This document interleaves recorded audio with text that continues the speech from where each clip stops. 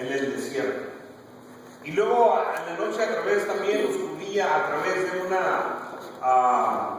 columna de fuego para guiarlos. Y me gusta acerca de cómo la protección de Dios siempre estaba con ellos. ¿Sabe lo que se llama eso? ¿Sí sabe cómo se llama? ¿No? ¿Vale? Gracias. Tengo por aquí tengo $2. $2. ¿Quién quiere esos $2? ¿Vale? ¿Quién los quiere? Si los quiere, venga y carga. ¿Quién los quiere?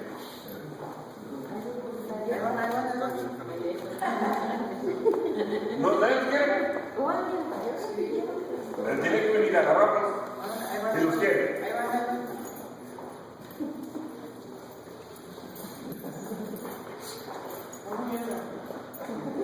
Dos voluntarios. Ok. Ahí están. ¿Qué hicieron ellos para que yo les diera el dinero?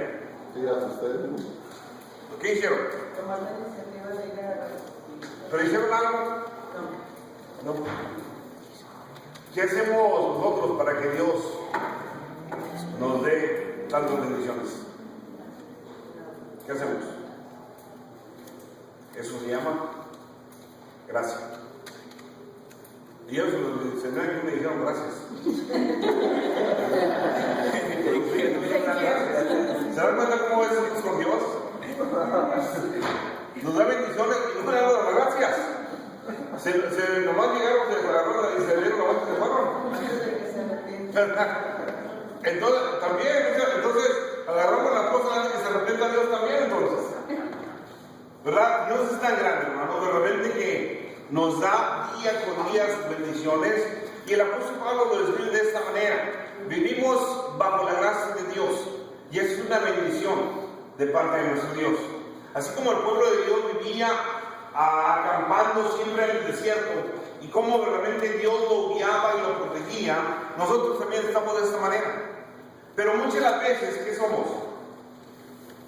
Voy a usar la palabra, yo digo grotesca, pero la palabra es malagradecido con nuestro Dios.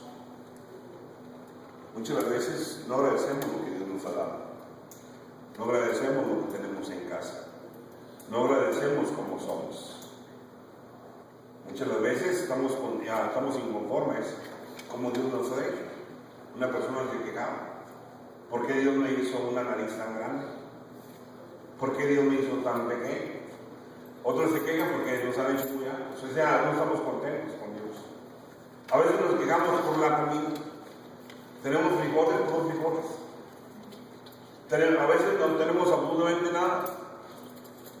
¿Por qué siempre nos estamos quejando? Porque no hemos cambiado mucho en el tiempo de los hebreos.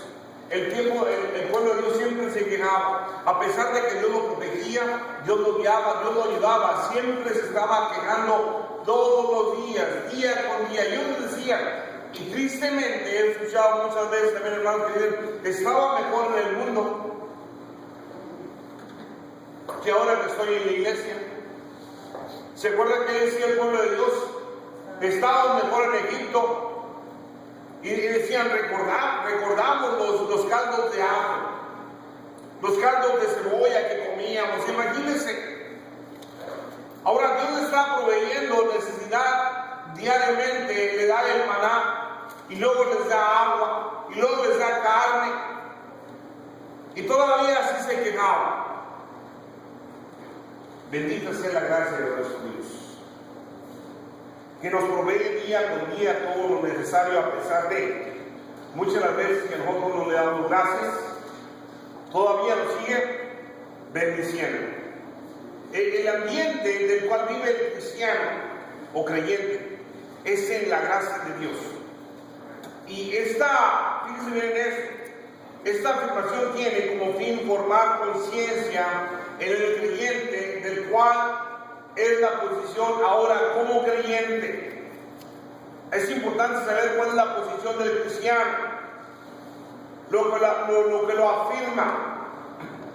El creyente no vive bajo la ley que condena al estado que origina la culpa o el miedo, sino que vive bajo la gracia.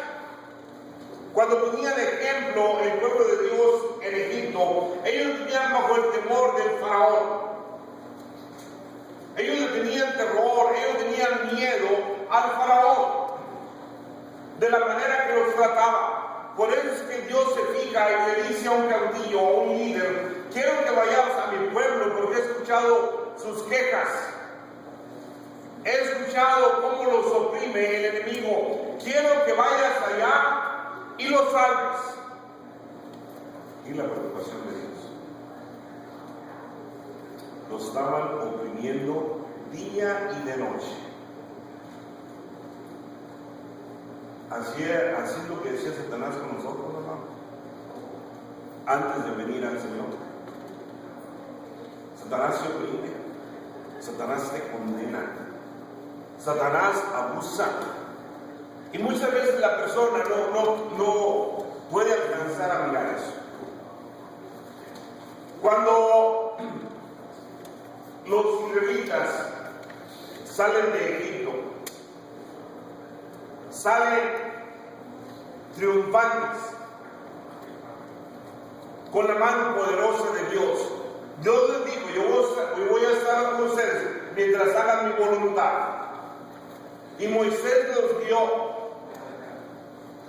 los protegió con la mano de Dios a través del desierto. Imagínense. Pero era necesario que se dieran cuenta en qué posición ahora estaban cuando fueron salvos o salidos de la esclavitud a libertad. El apóstol Pablo también en el capítulo 6, versículo 14-23, ahí nos enseña que nosotros hemos salido de la esclavitud a libertad. Hemos sido libres de las cosas que antes hacíamos nosotros. Capítulo 6, versículo 14 en adelante: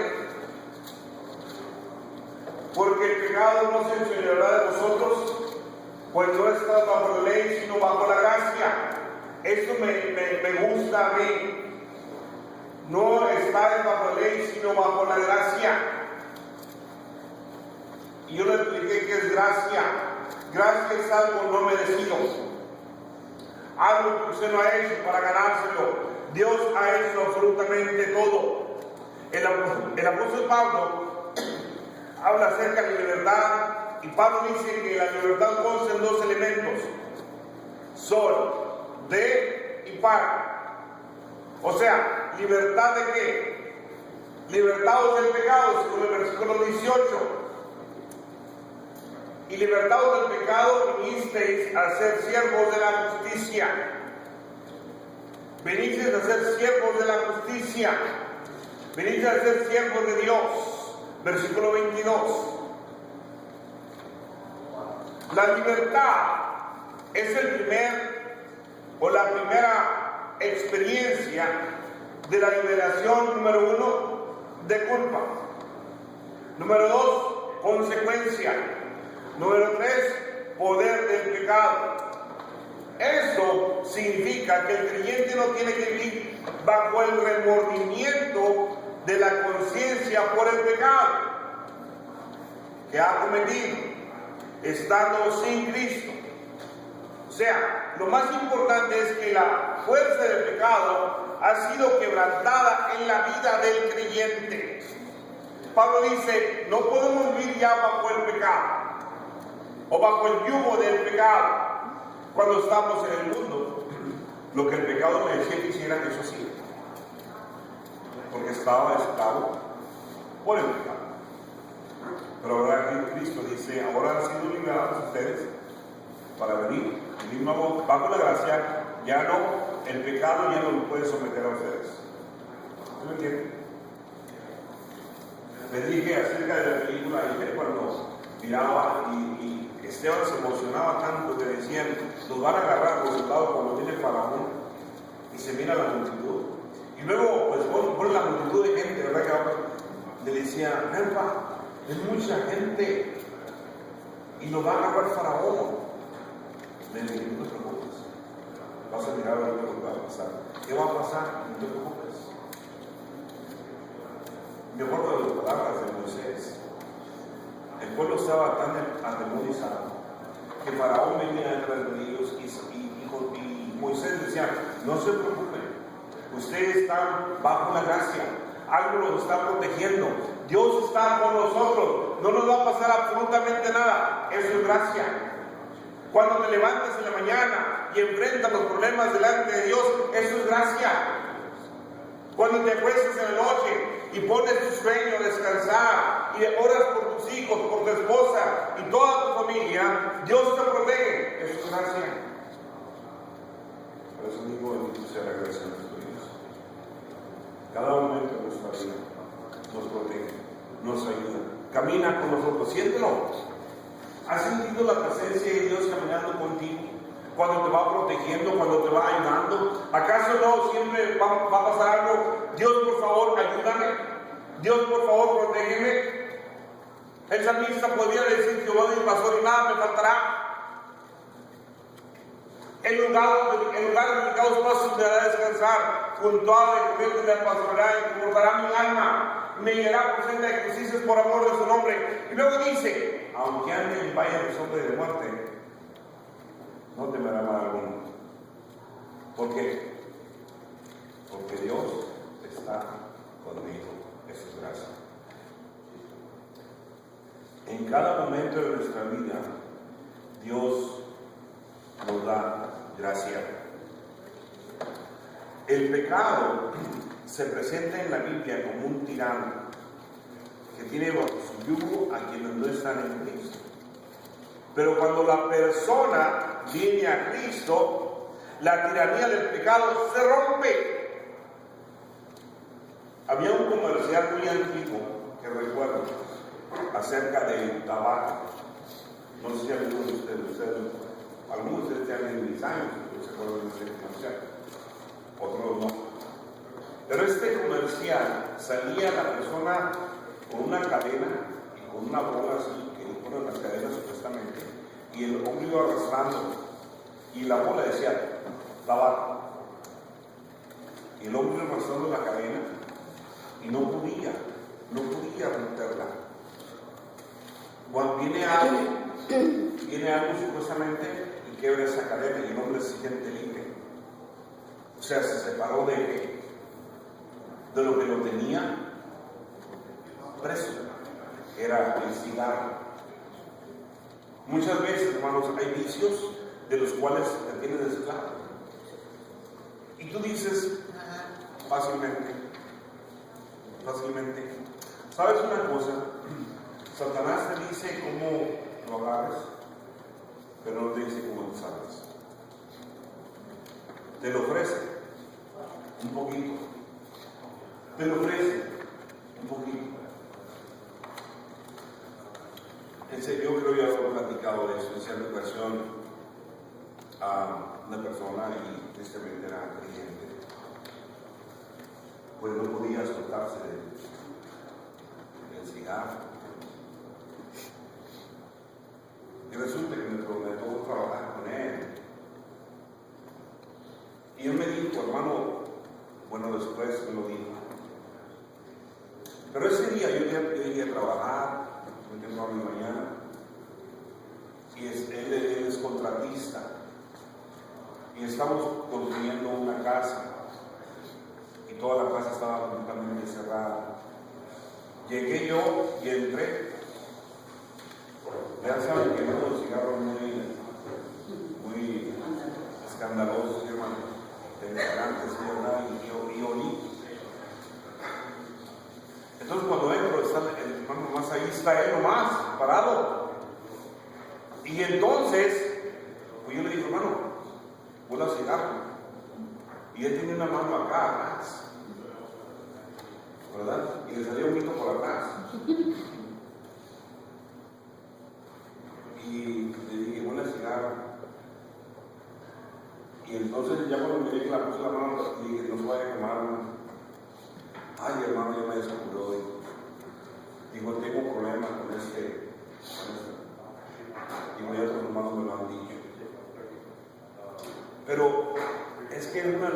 que hay cosas de las cuales Dios tiene poder para hacer todas las cosas, ¿cierto?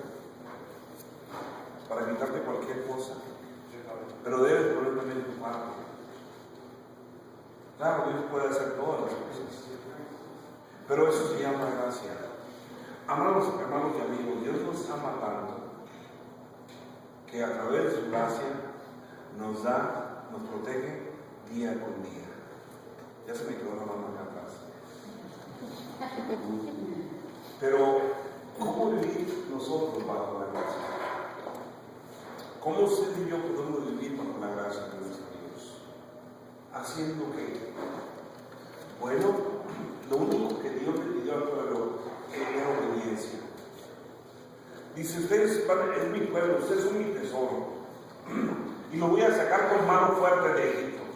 Y lo voy a proteger, lo voy a guardar, lo voy a guiar, lo voy a alimentar. Pero únicamente, pueblo, obedézcanme. Es todo lo que quería Dios, obediencia. Pero miren lo que pasa con el pueblo. Y tristemente no hemos cambiado mucho. A veces la desobediencia nos hace caer de la gracia de nuestro Dios por desobedecerlo. Muchos murieron en el desierto porque Dios los castigó por la desobediencia. Dios los amaba tanto que realmente el pueblo de Dios ¿cómo se dice? Se desvió de lo que Dios había dicho. Miren Malaquías, ya no eran los mismos. Dice un texto en la escritura: mi pueblo se perdió por falta de conocimiento.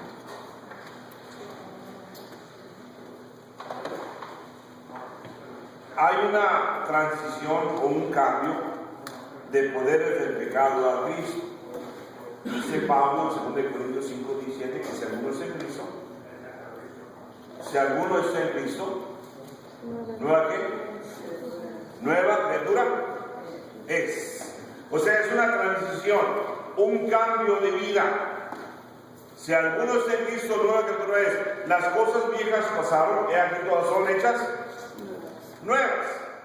Ahora, la libertad es el segundo lugar, lo que habilita a hacer aquellas cosas celestiales que no se pueden hacer cuando la persona es esclava del pecado.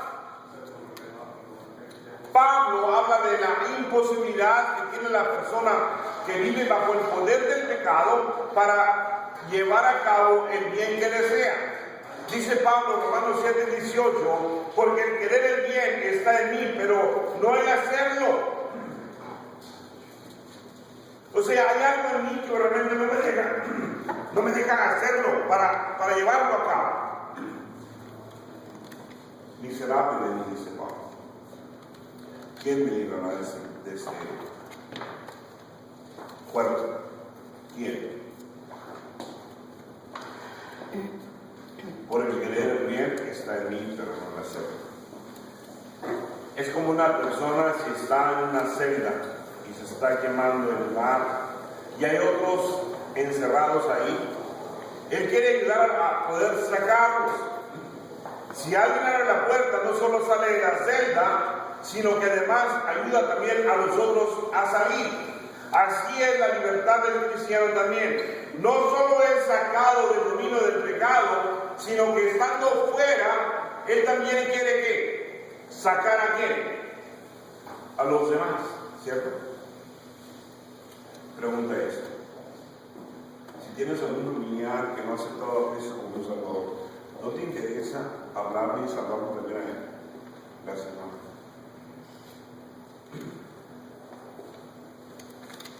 Acuérdate que hay una condenación eterna. Cierta vez, hablando con mi cuñada, le dije: ¿sabías tú que nosotros somos eternos? No, Candelario, ¿cómo vamos a ser eternos nosotros? Nos morimos y ahí nos acabamos. Te acabarás tú. Sí, ahí se acaba todo. No. Hay dos cosas. Si estás en Cristo, vas. ¿Para qué? Vida eterna. Si estás en Cristo, vas condenación eterna. Imagínense. Ahora, si usted ama a su familia, si usted ama a su papá, su mamá, sus hijos, hijas, su esposo o esposa, ¿dónde quieren que estén? En el eterno. Quiere decir que usted tiene una responsabilidad. Es una obligación. No es que ya depende o tenga opción, no. Es una obligación. Muchas personas dicen, no es obligación, sí es obligación. Dice Pablo, ay de mí. ¿Sabe lo que dice ay de mí? Si no anunciar el evangelio. O sea, va a haber una, ¿qué? ¿Vale? Castigo. Ay de mí si no anunciare este evangelio. Ay de nosotros. ¿Quiénes son los más cercanos a nosotros? Nuestros hijos. A veces nosotros queremos no vivir con la gracia. Tenemos que anunciar a otros también que pueden vivir con la gracia. ¿Sí me entienden? Protegidos por Dios. Yo les dije el ejemplo, si una persona se está quemando, quiere que todos salgan, no se quemen. ¿Sí? Así es la libertad del cristiano. No solo es sacado del dominio del pecado, sino que estando fuera, puede hacer el bien que antes deseaba, pero no puede hacer. ¿Ok? Este debe ser el elemento de libertad para mostrarnos a libertar también a otros. Ahora, después de esto que viene, versículo 19 del capítulo 6 de Romanos, hablo como humano por vuestra humana debilidad, que así como para iniquidad presentáis vuestros miembros para servir a la inmundicia y a la iniquidad, así ahora, quiero que pensemos esto, así como ustedes antes que estaban en el mundo presentaban sus cuerpos para el pecado, ahora que han sido libres para la gracia, presenten sus cuerpos ¿para qué? Fíjese bien. Así ahora para santificación presentados nuestros miembros para servir a la justicia. Ahora, Dios te ha llamado de allá hacia acá. Acordémonos, yo les puse el ejemplo de los hebreos. Dios los santificó. Cada momento que le decía, quiero hablar con mi pueblo, le decía Moisés, santifícalos, purifícalos. ¿Saben por qué? Porque Dios es santo. Y Dios quiere santidad. Cuando Dios aparta a su pueblo, Dios te apartó también a ti, te santificó. Te apartó. ¿Sabes que cuando vienes ahora a vivir en Cristo, eres santo? ¿Sí sabes eso? ¿O no? ¿Cuántos santos hay? Amén. Somos santificados. ¿Con qué propósito? Para que sirvamos únicamente a Dios. Ya no al mundo. Ya no al mundo. Ahora eres santo para que santifiques tu vida, purifiques tu vida, dice Pablo. Hermanos, os ruego por la misericordia de Dios que presentéis vuestros cuerpos en sacrificio vivo, santo, agradable a Dios, no al mundo.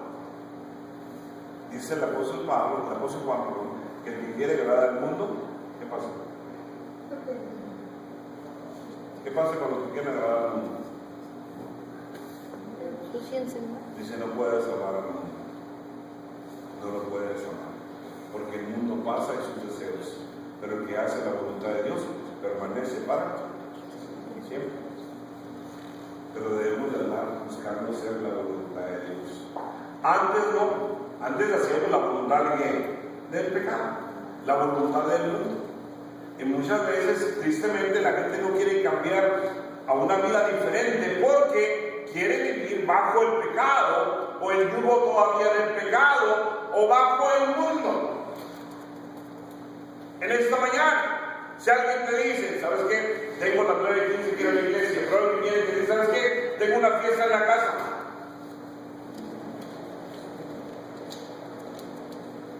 tengo una fiesta, que va a haber de todo, ¿qué haces? Gracias. ¿Vas a la fiesta?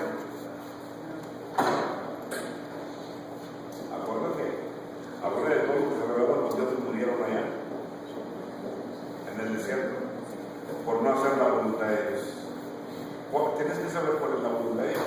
Tienes que ser, o hago esto, o hago eso.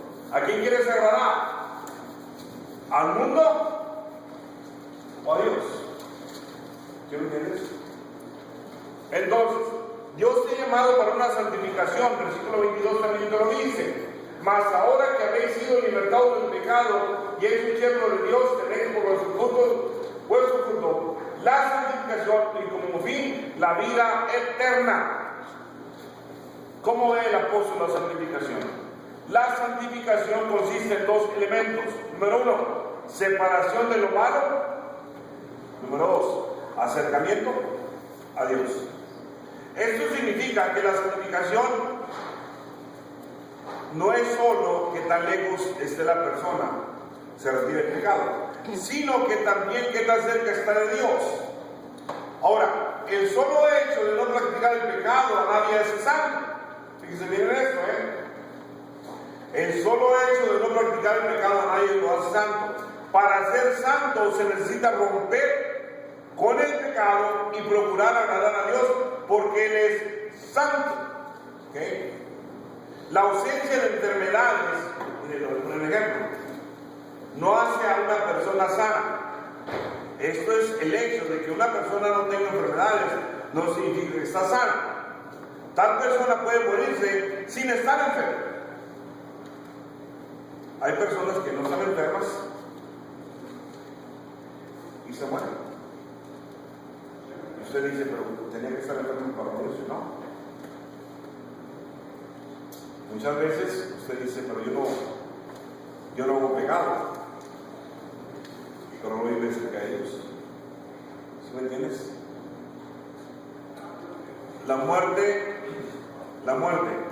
deviene no tanto por la fuerza de la enfermedad, sino por la falta de vida.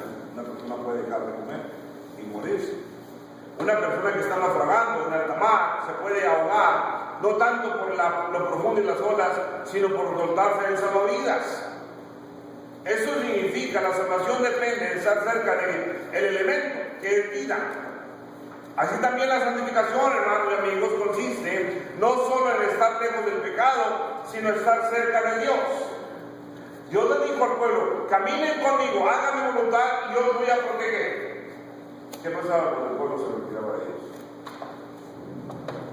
¿Qué pasaba? ¿Te retiras de Dios? ¿Te alejas de Dios? ¿Cómo te va? Mal. Tristemente, he conocido muchos cristianos que hacen la vida viviendo el pecado. Dice, yo soy cristiano, obviamente, pero no vive la vida común. Pero sí es cristiano. ¿Sí me entiendes? No es tanto lo que te llamas, sino lo que eres. ¿Sí me entiendes? Te puedes llamar santo cristiano, pero si no haces la vida conforme a lo que Dios te dice, eres. Jesús vive una vida práctica. Jesús decía y lo hacía. ¿Sí me entiendes? La santificación nos da algo más importante, como dice el versículo 22. Mas ahora habéis sido libertados del pecado y hechos siervos de Dios, tened por fruto la santificación y como fin la vida. Eso me gusta. Cuando Dios primeramente lo saca, ¿acuerdo? Lo purifica, lo santifica y después ¿qué les dice? Ustedes van a tener vida conmigo. Ustedes van a vivir conmigo para siempre. Imagínense. Qué promesa tan grande, ¿verdad? ¿No le agrada eso? Van a vivir conmigo para siempre. Pero si hacen mi voluntad. Señor, Señor, entrará al reino de los cielos, sino todo aquel que hace la voluntad de mi Padre que está en los cielos. Muchos me dirán en aquel día, si no, Señor, hicimos esto y eso no, dice, nunca os conocí, apartados de mí, hacedores de toda maldad. Imagínense, tú te puedes llamar un cristiano o un super santo, pero nosotros vivimos la vida de acuerdo a Dios, ¿de qué te sirve? Dios quiere que vivas. ¿Por qué? Porque te limpió, te purificó. Y eres de Él. Y eres de Él. Pero muchas veces no te comportas como con Él. Su pueblo, Dios amaba tanto a su pueblo y lo sigue amando. Pero si caminas de acuerdo a Él, te protege, te guía, te ayuda. Dios jamás dejó a su pueblo, lo abandonó. El pueblo fue el que lo abandonó a Él. Él no. Él en cada momento, si usted mira a todos los profetas, dice, oh Israel, ¿cómo me duele? ¿Cómo me duele que te apartaste? En cada momento que mirabas y lo pones como ramero. En cada momento que mirabas a cualquier hombre te ibas con él. Babilonia, Siria, los filisteos, todos aquellos pueblos tuvieron esclavo a Israel. Y luego más acá en el Nuevo Testamento ellos dicen, nosotros no fuimos esclavos de nadie. Nunca hemos sido esclavos de nadie. Jesús no más es y lo dice, nosotros hacemos la voluntad de Dios. Si hiciera la voluntad de Dios, ¿qué pasaría? ¿Qué pasaría? Ellos decían, nosotros somos hijos de Dios. Jesús le dijo, no, ustedes son hijos. ¿Por qué hacen?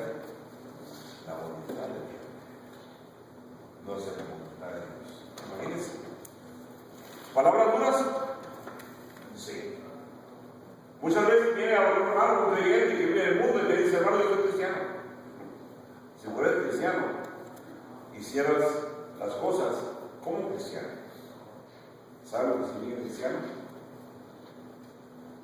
¿Sabes? Seguidor de qué? De Cristo.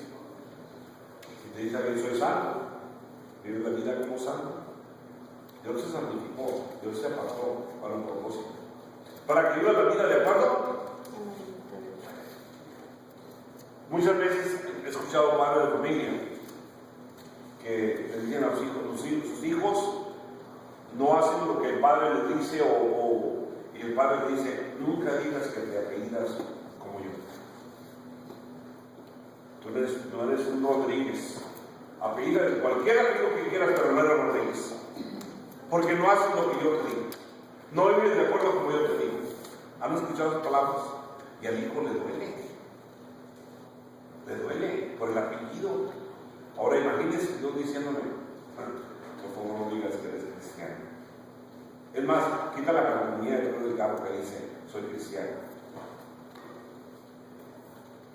El cristiano se demuestra con qué? Con sus hechos, de acuerdo a cómo caminan. No lo que haces, sino lo que eres en tu vida. Vida eterna. Versículo 22, versículo 23. Porque la paga del pecado es muerte. Mas la dádiva de Dios. ¿Qué te paga el pecado? ¿Sabe lo que es una paga? Yo no le pagué a Adrián ni a Cristian, ¿verdad? No les pagué, ¿verdad? ¿Qué hice? Se los regaló. Dios me regala la vida eterna. El pecado me paga la muerte. ¿Qué prefieres? ¿Que te pague la muerte o que te dé vida eterna? Escoge. Tú tienes que escoger. Por eso Dios te da libertad para escoger. ¿O quieres que te pague? Satanás te paga por lo que hagas. Nada menos ayer desde una película, ¿cuánto cuesta por entrar a la película? Nada. ¿A poco nada? No, es gratis. No puedo creerlo, es gratis. La gente no quiere creer. Ahorita usted le decía que quiero dólares, no querían creer que se lo estaba dando, no querían pasar.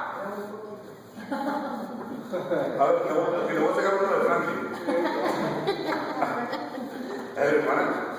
Pero una de las cosas que verdaderamente la gente quiere pagar, la paga del pecado es muerte, pero Dios te da vida eterna.